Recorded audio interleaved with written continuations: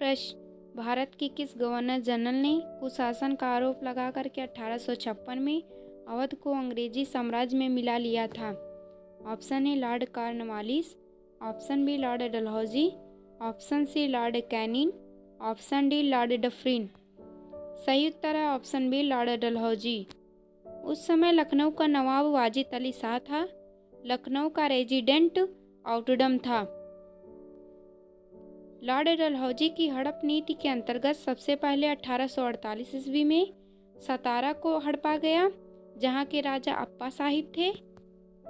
इसके बाद 1849 ईस्वी में जैतपुर एवं संभलपुर को, 1850 में बघाट को, 1852 में उदयपुर को हड़पा गया।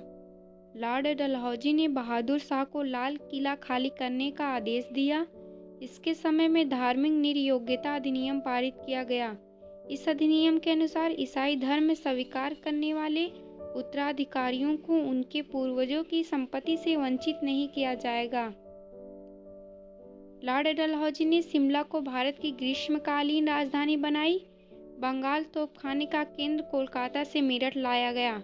डलहौजी को भारत में रेलवे का जनक माना जाता है, क्योंकि इसी के प्रयत्नों से 1853 में मुंबई से थाणे तक प्रथम रेलगाड़ी चलाई गई। इसने भारत में पहली बार 1854 ईस्वी में सार्वजनिक वितरण प्रणाली की स्थापना की। इसी के समय नई डाक सेवा शुरू की गई। लॉर्ड डलहौजी ने ग्रांड ट्रंक रोड का निर्माण कार्य भी पुनः शुरू करवाया था।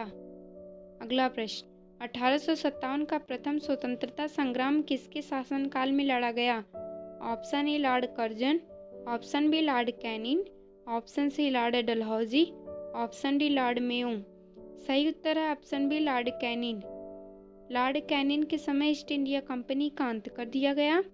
लॉर्ड कैनिंग, जो कि भारत का गवर्नर जनरल था, अब उसे वायसराय बना दिया गया, अर्थात कैनिंग भारत का अंतिम गवर्नर जनरल तथा प्रथम वायसराय बना।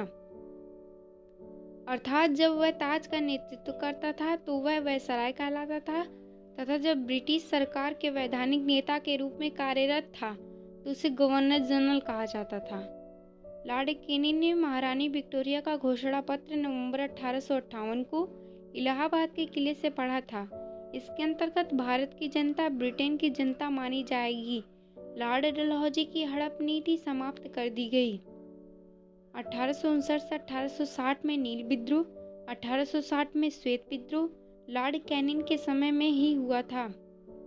विधवा पुनर्विवाह अधिनियम 1856 लॉर्ड कैनिंग के समय ही पारित हुआ था।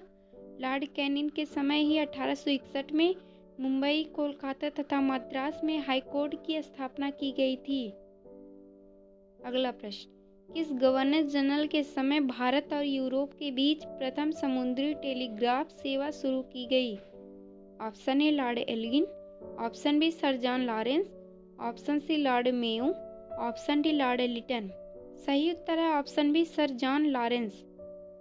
अफगानिस्तान के संदर्भ में लॉरेंस ने हस्तक्षेप नीति का पालन करते हुए तत्कालीन शेर अली से दोस्ती की। अगला प्रश्न, भारत में किस वायसराय या गवर्नर जनरल की हत्या हुई थी? Option A Lord Cornwallis, option B Lord Elgin, option C Lord Mayo, option D Lord Dufferin. सही उत्तर option C Lord Mayo. Lord Mayo को पोर्ट ब्लेयर में अफगान सरदार शेर अली द्वारा छुरा भोंककर हत्या कर दी गई थी। लॉर्ड मेयो के समय भारत की पहली जनगणना 1872 में शुरू हुई थी। लॉर्ड मेयो ने भारतीय राजकुमारों की शिक्षा एवं राजनीतिक प्रशिक्षण के लिए 2 महाविद्यालयों की स्थापना की थी, काठियावाड़ में राजकोट महाविद्यालय एवं अजमेर में मेयो महाविद्यालय की। लॉर्ड कॉर्नवालिस की मृत्यु गाजीपुर में हुई थी, यहीं पर उनकी कब्र बना दी गई। लॉर्ड एल्गिन की मृत्यु पंजाब में हुई। अगला प्रश्न, किसके समय में प्रिंस ऑफ वेल्स या किंग एडवर्ड सप्तम भारत आए? Option A Lord Northbrook, option B Lord Mayo, option C Lord Lytton, option D Lord Ripon. सही उत्तर option A Lord Northbrook. इसके समय पंजाब का प्रसिद्ध कूका आंदोलन हुआ तथा इसी के समय ही सुएज नहर खुल जाने के कारण ब्रिटेन और भारत के मध्य व्यापार में वृद्धि हुई। अगला प्रश्न, भारत के किस गवर्नर जनरल या वायसराय को ओवन मेरेडिथ के नाम से जाना जाता है?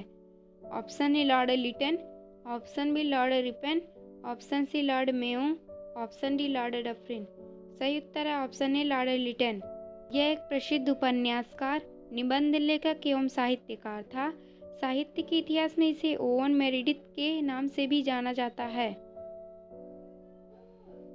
लॉर्ड लिटन के समय में 1876 से 78 में मुंबई, मद्रास, हैदराबाद, पंजाब, मध्य भारत आदि में भयानक अकाल पड़ा।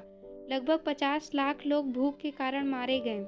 लिटन ने अकाल के कारण की जांच के लिए रिचर्ड स्ट्रेची की अध्यक्षता में एक अकाल आयोग की स्थापना की।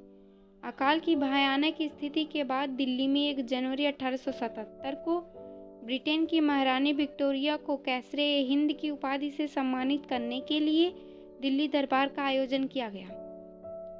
इसी के समय 1878 में भारतीय अस्त्र अधिनियम पारित हुआ था। इस अधिनियम के तहत बिना लाइसेंस के कोई व्यक्ति शस्त्र नहीं रख सकता था। लिटन ने अलीगढ़ में एक मुस्लिम एंग्लो प्राच्य महाविद्यालय की स्थापना की थी। धन्यवाद।